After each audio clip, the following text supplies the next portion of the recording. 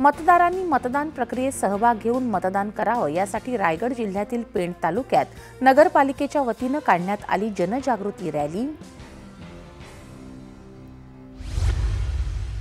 आगामी नगर परिषद सार्वत्रिक निवडणुकीत नागरिकांचा सहभाग वाढावा आणि एकही मत वाया जाऊ नये यासाठी मूर्तिजापूर नगर परिषदेतर्फे काढण्यात आलेल्या रॅलीत जनजागृतीचा संदेश।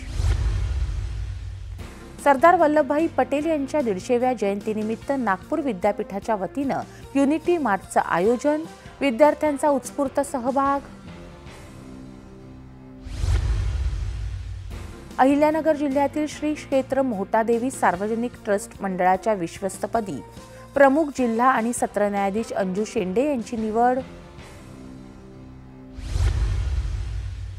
भंडारा जिल्ह्याच्या लाखांदूर तालुक्यातील खोलमारा जुना गावाकडे कूच करत शिकारीच्या शोधात आलेल्या आणि 40 फूट खोल विहिरीत पडलेल्या बिबट्याला वन विभागानं दिलं जीवदान।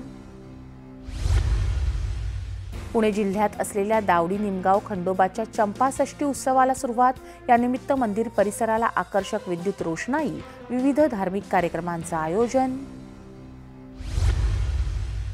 यवतमाळ इथं सुरू असलेल्या 36व्या अमरावती परिक्षेत्रीय पोलीस क्रीडा स्पर्धेत झालेल्या अंतिम सामन्यात यवतमाळ पोलिसांनी अमरावती ग्रामीण पोलिसांचा 2-0 असा केला पराभव। प्रतिभावान शालेय क्रिकेटपटूंना संधी मिळावी यासाठी विदर्भ क्रिकेट संघटना नागपूरच्या वतीनं 15 वर्षांखालील खेळाडूंची चंद्रपुरातील यूथ क्रिकेट अकादमी इथं घेण्यात आली निवड चाचणी। यवतमाळ बस स्थानकात अंमली पदार्थांची विक्री करणाऱ्या 3 जणांना अटक। LCBची कारवाई, 1,42,060 रुपयांचा मुद्देमाल जप्त।